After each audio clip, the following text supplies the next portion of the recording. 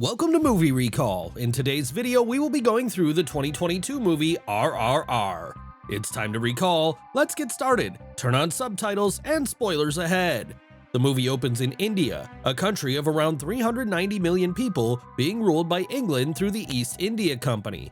We focus on a small tribal community, Gond, somewhere in the Adilabad forest, where Governor Scott Buxton is hunting while his wife amuses herself. One of the local girls sings a pretty song for the governor's wife and also draws an intricate henna design on her hand. The governor's wife is so charmed by the little girl that she tells her husband that she wants to keep her. Buxton, following the golden paradigm of a happy wife and happy life, agrees, and his assistant tosses 2 coins at the girl's parents, who mistake it as a gift of appreciation for their daughter. They are not prepared for what comes next when the governor's car pulls up and Catherine Buxton leads the young girl inside it. Her parents, confused and baffled, run after them, begging them not to take their daughter. The mother bangs on the window of the car, pleading for her daughter's freedom, but the Maim Sahiba does not give her any mind. As the car begins to move forward, the girl's mother throws herself in front of it, determined to keep her daughter with her. The guard is about to shoot her when an officer points out that bullets are too precious to be wasted on uncivilized scum, and so the guard swings a big piece of wood, bashing her on the head, and the woman falls down dead. And so the governor's party is on the way back with their newly bought mantelpiece.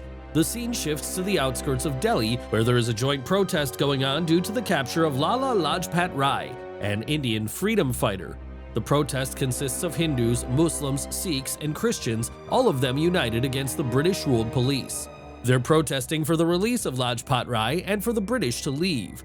The English DSP is in a frenzy at the mob surrounding the police station. During this, a protester throws a stone which shatters a framed picture of the British governor. The DSP orders that man be arrested and brought to him. And so, an ambitious and loyal police officer, A. Ramaraju, walks into the crowd of thousands to carry out his superior's order, showing his bravery and loyalty. The mob immediately seizes him, but he is undeterred, fighting back and continuing further in.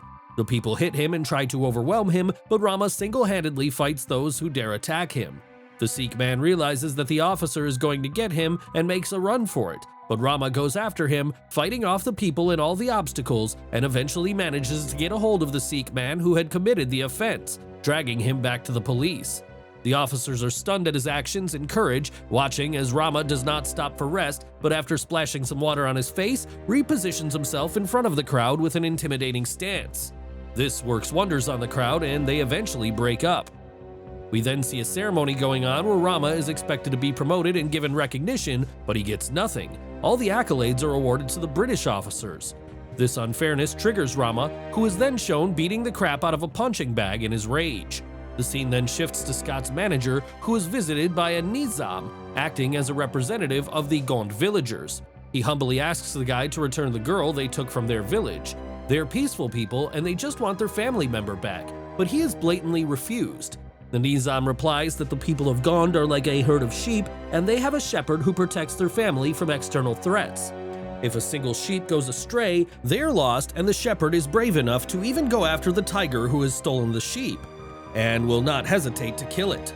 This serves as an introduction to Bhim, our second main character. Bhim is seen in his naked muscular glory, upturning some blood on himself to draw out a wolf he is searching for. But while he succeeds in attracting the wolf towards him, a tiger is also drawn out and gives chase. Bhim faces the tiger and leads it into his trap, but the trap had been meant for a wolf and is not strong enough to bear a tiger's strength. Bhim has to grab the ropes that are holding the net in place and with his bare 2 hands pushes the tiger back long enough to throw sleeping gas at it. After the tiger passes out, he kneels in front of it and apologizes, saying that he is using it for a great need. Bhim has been preparing to go save Molly from the clutches of her captors and has been living in Delhi for 6 months. He has taken on the name of a Muslim, Akhtar, and resides in the city with a poor Muslim family. During the day, he works at the garage owned by the family as part of his disguise, while going off on hunting expeditions for reasons we will soon find out. That day, a British officer wheels his bike to the shop, complaining that it still won't start after being repaired, thinking that they have done a poor job. Bhim goes to investigate and discovers that the reserve was on and revs up the bike. This makes the officer's lady friend giggle. This embarrasses the British officer and he beats Bhim to re-establish his testosterone as superior. Meanwhile, Governor Scott has been informed of a hunter being sent to Delhi to recover the girl, and they task the Imperial Police to find him, but when they ask for a criminal record or information about the man, there is nothing there. Everyone wonders how they are supposed to find a man in Delhi without even any identification features.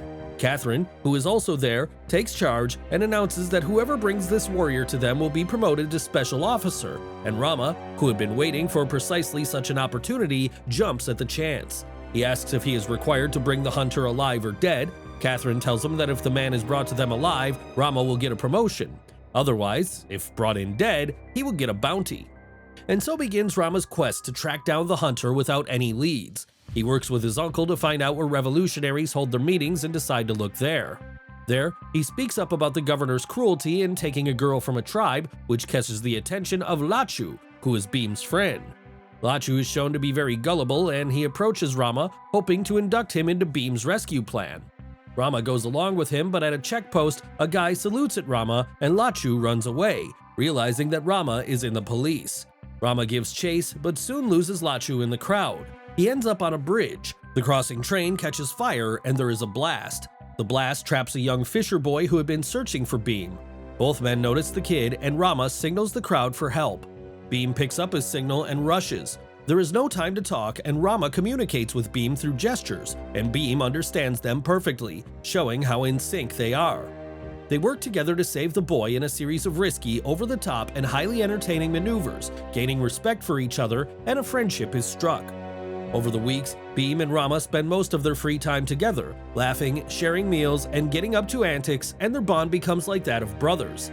But all the while, both of them are on their separate missions, unaware of each other's identities. Rama even helps Bhim talk to Governor Scott's niece, Jenny, thinking that his friend is infatuated, but Bhim had been looking to talk to her in order to gain access into the governor's house. He gets his chance when she invites him over one day, and he wanders off to find Molly, promising to come back for her. We also see Rama gazing at a pendant from time to time, and see a girl named Sita doing the same at a far-off village. The villagers come to her and ask her if she has heard from Rama, but it has been 4 years since he left with a promise of revenge, and they are losing hope. But Sita believes in Rama's cause and trusts him. In Delhi, Rama eventually catches Lachu and tries to make him talk. While in captivity, Lachu sets loose a banded crate at him, which bites Rama. Lachu tells him that even the British don't have a cure for it, leaving Rama only an hour or so to live.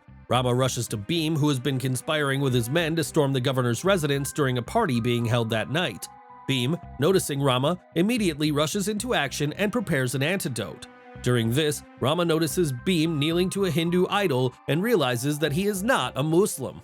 Later, Bhim deposits Rama on a bed and comes clean about everything. He tells Rama that he wanted to ask for his help multiple times, but did not out of concern for his safety, and not because he did not trust him. Bhim leaves to carry out his plan, leaving Rama despairing that his best friend is the one he was looking for all this time. At the governor's residence, a grand function is in full swing as the entire property is dressed up like a bride. Outside, Bhim's associates observe the entrance and, taking their chance, drive a huge truck headlong into the gates and onto the lawns. The tarp is removed, revealing the numerous wild animals Bhim has obtained from the jungles. The animals are let loose with Bhim among them, and chaos ensues. The animals attack the people, and Bhim, avoiding the animals, navigates the lawns looking for Molly. The girl has been dragged inside the house, and Bhim goes after her. The door is locked by an officer, and Bhim fights him for the key. He succeeds, but Rama arrives in a flaming carriage. Bhim is stunned to see his friend in a police uniform and heartbroken when Rama tries to arrest him. He tries to talk to Rama, but Rama has steeled himself, and an elaborate fight breaks out. It ends when Molly is held at gunpoint and Bhim has no choice but to surrender, while his men manage to run away. The scene shifts and we see that Rama has been promoted, which gives him access to the armory, which was his ultimate goal. We then jump into a flashback which shows us Rama's father serving in the Imperial Police.